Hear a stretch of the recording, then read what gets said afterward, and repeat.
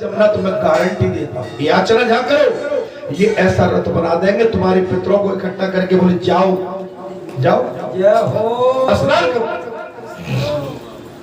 प्राचीन काल में ब्रह्मा जी के द्वारा वहां असंख्य उत्तम यज्ञ किए गए। इंद्र ने भी वह यज्ञ अनुष्ठान करके देवराज पद को प्राप्त किया। कीर्तवीर अर्जुन ने भी वह पूर्व काल में माने 100 यज्ञ किए। ये कथा सुनी क्या? तो सुन लो। ये चीज आपको एक बात मैं बताता हूं, आपने रामचरित सुना है, आपने श्रीमद् भागवत कथा सुनी है, देवी पुराण से पुराण, लेकिन स्कंद पुराण के अंदर जो भंडार है वो और अन्य किसी ग्रंथ में नहीं है, क्योंकि इसमें सारे ग्रंथों का भंडार है।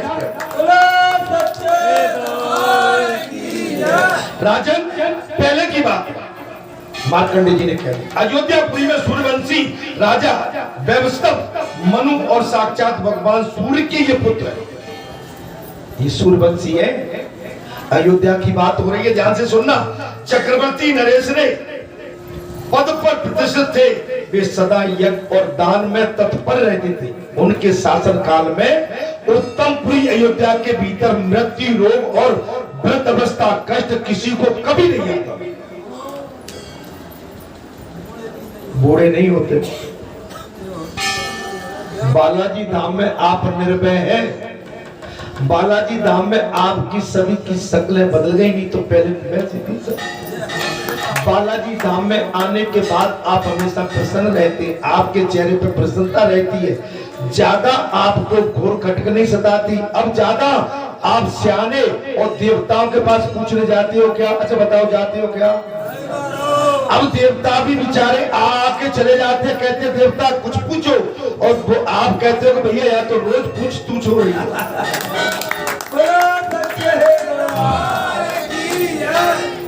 महाराज।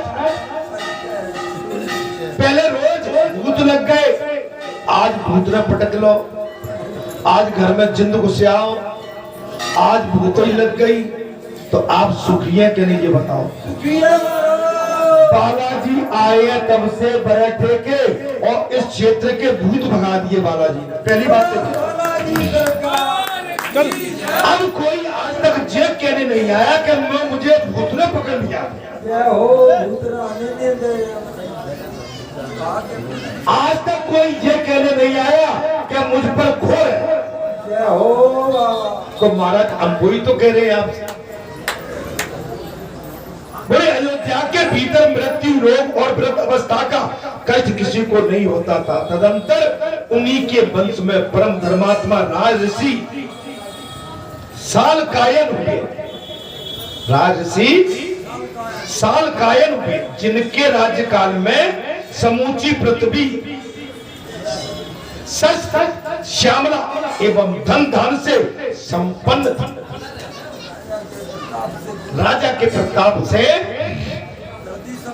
संपन्न थी। गौएं स्वयं इच्छा अनुसार दूध देती थी। कैसा शासन काल था? गौएं स्वयं इच्छा अनुसार दूध देती थी। एक समय अयोध्या के राज्य में 12 वर्ष तक बरसात नहीं हुई। एक समय की बात है कि अयोध्या के राज्य में 12 वर्ष तक लगातार वर्षा नहीं हुई। संपूर्ण देशवासी मनुष्य और पशु मरने लगे।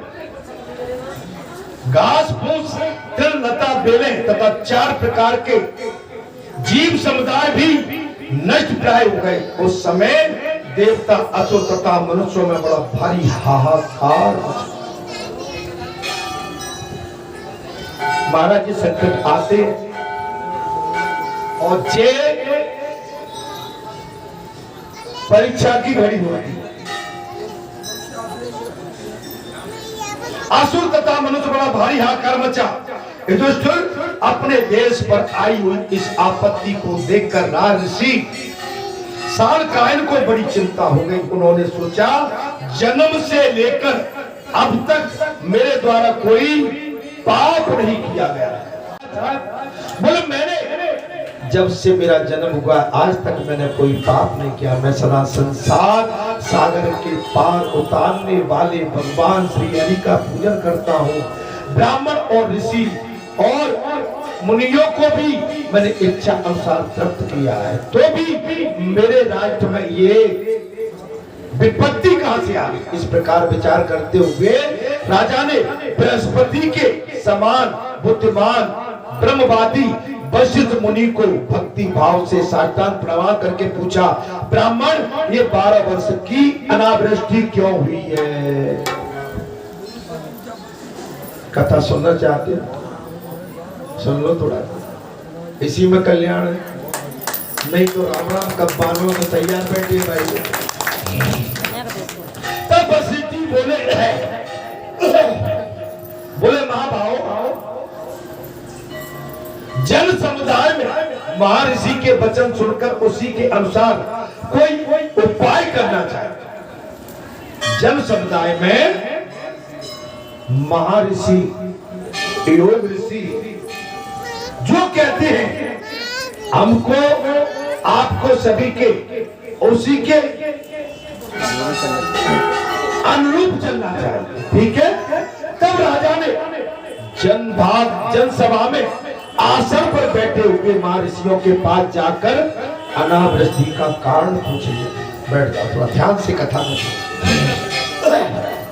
उनके पूछने पर मैं ऋषि लोग इस प्रकार बोले, राजन भूत और भविष्य काल के तत्व को जानने वाला गुरु एवं महात्मा मार्कंडेय मुनि के आश्रम पर जाकर ब्राह्मणों के साथ इस प्रकार प्रश्न पर विचार करो। वे मुनि जो जो धर्म बतावे वो तुम्हें उनका पालन करना चाहिए।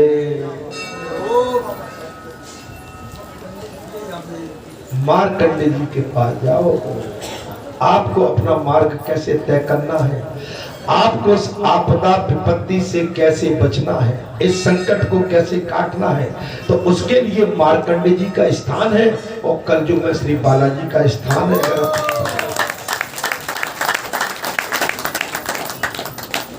आज आपकी बात लग गई, लकीर नहीं, लकीर में रहोगे तो आनंद में रहोगे और लकीर काटोगे।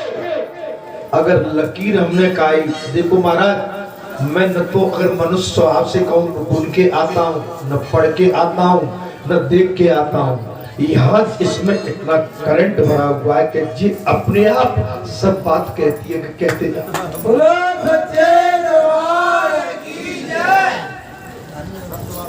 समझ में आ रही? जो व्यास पीठ, ये धर्म पीठ, ये संता, ये बालाजी का जो वाणी के माध्यम से जहां से जो उच्चारण होता है वो शब्द भेद वाणी, शब्द भेद है, वो शब्द भेद वाणी। तदंतर राजा सायकायन ब्राह्मण के साथ दिव्य रथ पर आरूढ़ होकर नर्मदा के तट पर गए और वहां मुनियों के साथ बैठे हुए मुझ मार्कंडेय जी को प्रणाम करके बैठ गए। तब मैंने उनसे कुशलता मंगलता पूछी, ठीक है।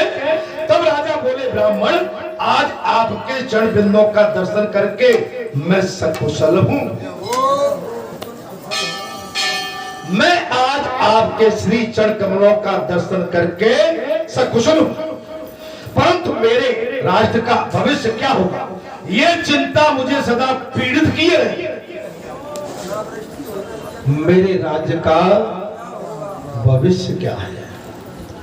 आप भी पूछते हो, कई आपत्ति आती है तो यहीं पर विचार विमर्श आपके साथ तो सब भी साफ हो जाता है। भविष्य तो केवल भगवान ही बता सकते हैं, वो मार्कंडेय है और जय 11वें रुद्र साक्षात शंकर है। तब मैंने कहा, प्रजा के कुमार्गी होने से, देवताओं और ब्राह्मणों को कष्ट पहुंचाने से तथा वर्ण आश्रम धर्म का लोप करने से जो महान अधर्म होता है वो धर्म को हानि पहुंचाता है। जो कुछ समय काम करे, भाई को सताए, माता पिता को सताए, बहन बेटी को सताए, ब्राह्मण को सताए, गौ को सताए, बेईमानी करे और धर्म के लिए द्वेष रखे, अपने माता पिता की सेवा न करे, अपनी प्रजा की सेवा न करे, वेदों का सम्मान न करे, अपने सनातन का सम्मान न करे, वह उस राष्ट्र में आपत्ति आई जाए। अतः इस संकट से मुक्ति पाने के लिए तुम नर्मदा के तट पर आकर रुद्र यज्ञ करो और महादेव जी की विधि पूर्वक आराधना करो, इससे वर्तमान उपद्रव की शांति होगी। कथा करोगे तभी तो कुछ मिलेगा। अच्छा, अपन जाके घर क्या करने वाले मुझे ये बताओ, क्या करो? घर पे तो भैया बढ़िया चामुक रखी होगी, मोगरी रखी होगी, नहीं तो पानी के तीखे प्रहार रखे होंगे। इसके अलावा घर में कुछ और मिलने वाला नहीं। और चौपाल पे जाओगे तो पुरवैया चल रही होगी, पछैया चल रही होगी, उत्तर की चल रही होगी और दक्षिण की चल रही होगी।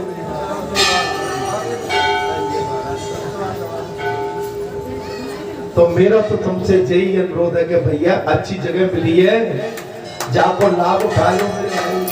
विजयदशमी को आपकी विजय इसी सत्संग के माध्यम से विजय भक्त है।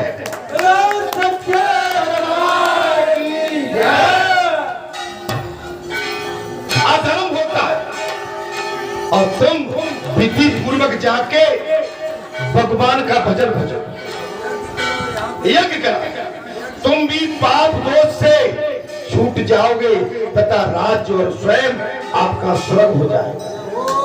मुनि का ये वचन सुनकर राजा ने मुनियों सहित मुझे नमस्कार किया और कहा, महामुने, आपने कृपा पूर्वक जो कुछ मुझे बताया उससे मैं अपने ऊपर आपका बहुत बड़ा अनुग्रह मानता हूं। जब कोई बात बिगड़ जाए तो बस भगवान के पास आ जाओ, किसी संत के पास आ जाओ, किसी महापुरुष के पास पहुंच जाओ, अपने माता पिता के चरणों में पहुंच जाओ, गौ के चरणों में पहुंच जाओ, ब्राह्मण के और वेद शास्त्रों को सर पर धर लो, तुम्हारा कल्याण वहीं से तय हो जाएगा। आपका कभी अनिष्ट नहीं हो पाएगा, मैं गारंटी देता हूँ। आप भगवान के भक्त हो जाओ। अरे सब होए जीव हो जबई और जन्म कोटि नासो, जीव तू सब त्याग कर मेरी भक्ति भज, मुझे भजन बना ले अपना। अरे अपने गले का हार मुझे बना ले, देख मैं कैसे तेरी चमक, अपने गले का हार मुझे बना ले, देख इस संसार में मैं तेरी कैसी चमक बढ़ाता हूं।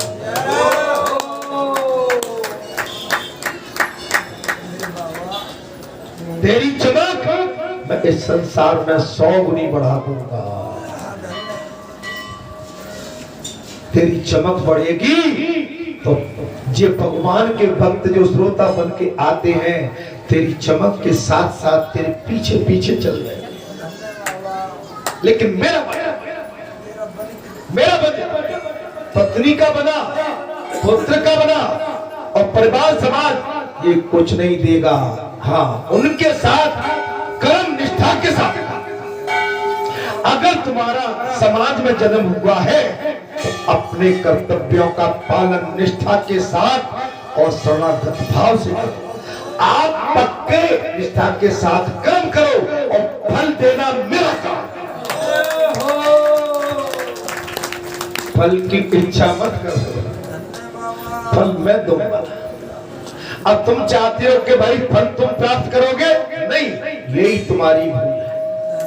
फल देना मुझ सनातन का धर्म है।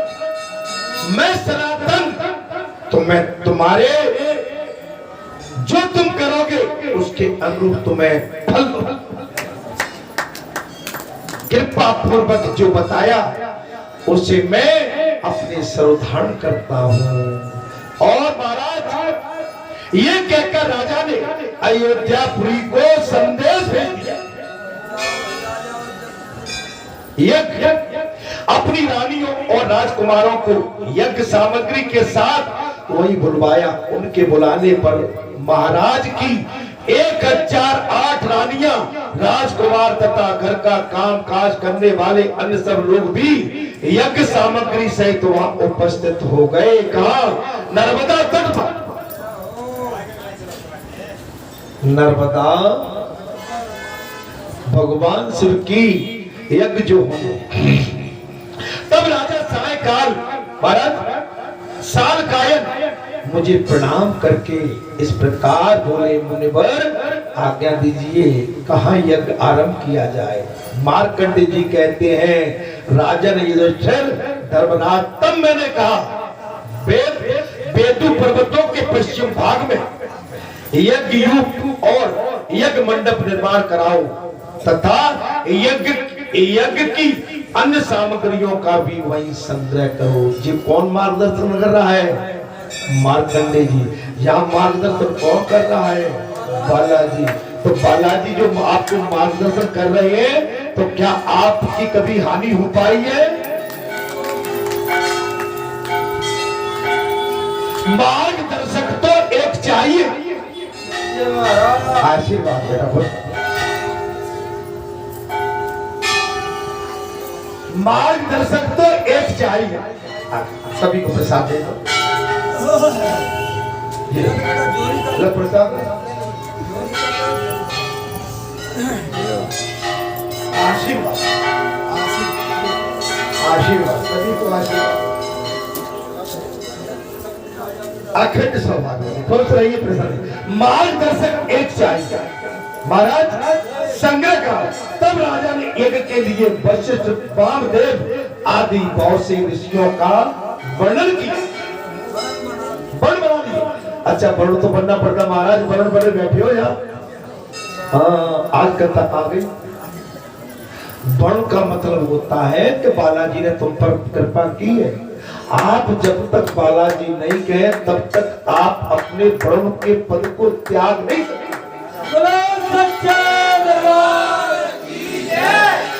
और जब तक पंच सहमति न हो तब तक भी नहीं त्याग सकते। आप पर कोई वो नहीं, आपको वर्ण बनाया है। ये तो आप अपने भाग्य को सराहो। अखंड वर्ण हो। जब तक कथा चलेगी, जब तक आपका जीवन रहेगा, तब तक के लिए आप वर्ण हो।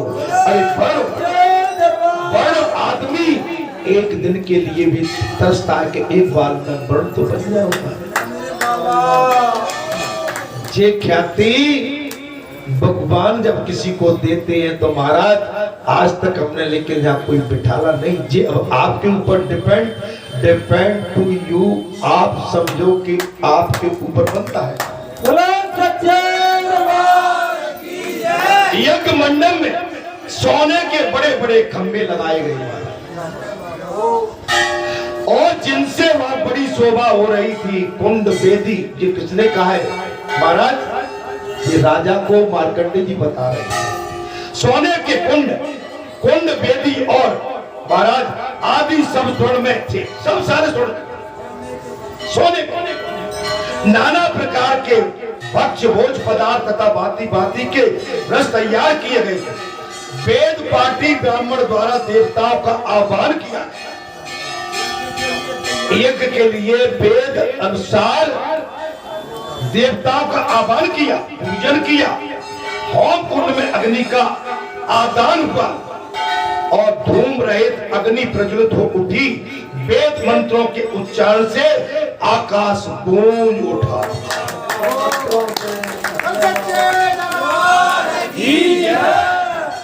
वेद मंत्रों के प्रभाव से सारा ब्रह्मांड आकाश गूंज उठा। आहुतियां दी जाने लगी। मार्कंडेय जी कहते, राजन इस प्रकार विधि पूर्वक यज्ञ पूर्ण होने पर जब सब लोग अब स्नान के लिए नर्मदा जी में गए तब उसका जल सूखा दिखाई दिया। आपत्ति। कथा को ध्यान से सुने, थोड़ी सी कथा बची है, अपना धैर्य मत खो बस। ये घंटा, ये झालर, ये कथा, ये कहाँ मिलेंगी? घर में तो रसोई में बर्तन मिलेगा खंड, घर में बाबा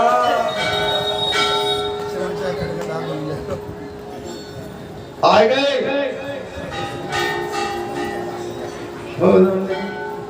अरे हमारे भाग्य सराओगे भाई, अपना भाग्य सराओ, अपने भाग्य को ये मानो कि इससे बड़ा भाग्य नसीब हमारा संसार में कुछ हो नहीं सकता। ये देखकर राजा को बड़ा आश्चर्य हुआ। नर्मदा जी का जल सूख गया, ये देखकर राजा को बड़ा आश्चर्य हुआ। उन्होंने मुनिवर दुर्वासा जी से पूछा, महाराज जी क्या हुआ? हम तो स्नान करने आए थे और नर्मदा जी का जल सूख गया, महाराज जी क्या हो गया? वर्षा भी कहीं नहीं हुई और नर्मदा जी का जो पुराना जल था वो भी सूख गया। बरसात नहीं हुई और नर्मदा जी का जो पुराना कुंड जल भरा था वो भी सूख गया। इसका क्या कारण? तब राजा का ये प्रश्न सुनकर दुर्वासा ऋषि बोले। ये राजा का प्रश्न सुनकर ऋषिवर दुर्वासा बोले, राजन जल तो सभी लोगों को अभिष्ट है, वो तो जरूरी है। तब हम और वेद मंत्र ब्राह्मणों के अधीन है, तब हम वेद मंत्र ब्राह्मणों के अधीन है और यज्ञ रक्षा एवं दक्षिणा यजमान के अधीन है। भाई ब्राह्मणों ने जो काम किया वो तो उनके ऊपर था। अब यज्ञ संपन्न होने के बाद दान दक्षिणा देना जवान के ऊपर है। दुर्वासा जी ने कहा, सो सब कुछ विधि पूर्वक संपन्न हुआ है। नर्मदा जल रहित हो गई और मेघ अभी तक पानी नहीं बरसाते हैं, इससे हताश होने की आवश्यकता नहीं है। जो चली गई उस नर्मदा नदी के आने की भी बाट देखो। तब राजा ने नर्मदा की स्तुति प्रारंभ कर दी। चिंता मत करो, चिंता तो शरीर नाश तो, चिंता सता के समान होती है और शरीर को नष्ट कर देती है। तब राजा ने नर्मदा जी की स्तुति प्रारंभ की और हे सुरेश्वरी तुमको मैं नमस्कार करता हूँ, हे शंकरा आत्मेज मैं तुम्हें नमस्कार करता हूँ। इडा पिंगा उमा गंगा सरस्वती वेद माता गायत्री सावित्री सरस्वती ब्रह्मी वैष्णवी गौरी सब कुछ तुम्हारी तुम ही हो। तुम्हें परम अश्वनी लोक माता लक्ष्मी हो। पृथ्वी पर जितने भी तीर्थ बताए गए हैं वे सब तुमसे व्याप्त हैं। आपने मैंने जो उच्चारण किया ध्यान से सुना या मैं पुनः करूं? उच्चारण पुनः करता हूं, ध्यान से सुनना। तुम्हें मैं नमस्कार करता हूं। राजा ने कहा, हे देवी मैं तुम्हें नमस्कार करता हूँ। हे शंकरा आत्मजे, महाराज मेरी तरफ देखो, मुझे देखो। हे शंकरा आत्मजे मैं तुम्हें नमस्कार करता हूँ। इंडा पिंगला उमा गंगा सरस्वती वेद माता गायत्री सावित्री सरस्वती ब्राह्मी वैष्णवी और गौरी मैया सब कुछ तुम ही हो। तुम्हें परम यशस्विनी और लोक माता लक्ष्मी हो। पृथ्वी पर जितने भी तीर्थ बताए गए हैं वे सब तुमसे व्याप्त है। समस्त चराचर जगत तुम्हारे जल से व्याप्त है। जगत में ऐसा कोई स्थान नहीं दिखाई देता जो तुम्हारे जल से आवृत न हो। तुम्हारे जल में स्नान करने मात्र से तृप्ति होकर सारे जीव परम गति को प्राप्त हो। स्तुति करना पड़ती भगवान के लिए। बालाजी धाम में आए हो तो विजयदशमी विजय बब श्याम को जबी होगी, तब आप यहाँ से कुछ अच्छा आशीर्वाद ले जाएंगे। तब आपकी 9 दिन की तपस्या आज 10वें दिन और ये भी आपकी तपस्या है। आपकी तपस्या दोपहर तक चलेगी और दोपहर पश्चात आपका विजय प्रारंभ।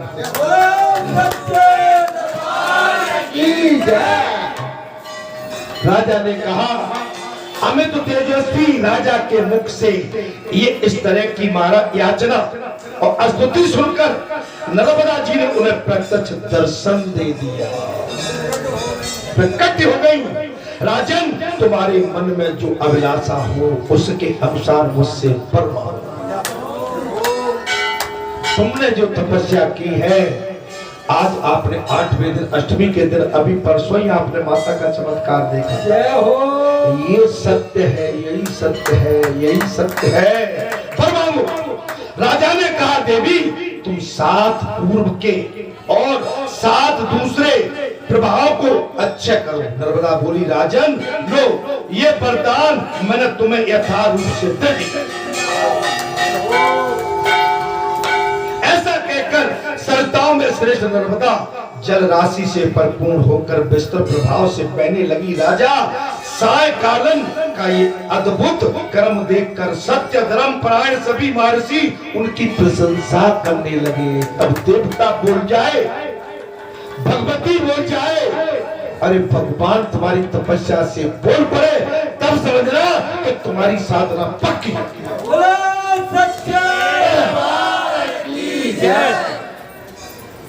देवता बोल जाए, देवी बोल जाए और स्वयं भगवान प्रकट होकर बोल जाए तब समझना कि तुम्हारी यही तपस्या का फल है कि तुम उनके दर्शन कर पा रहे हो।